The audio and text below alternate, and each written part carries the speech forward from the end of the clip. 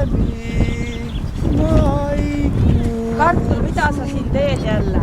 Kui mina ärkasin ja keldrist välja tulin, siis sina ütlesid, et tuleb harjutusi teha, et maratonile pääseda. Ma ei käskin sul hääleharjutusi teha. Ja nüüd jooksuharjutusi tegema. Näed, juba teha. Tule siia. Ja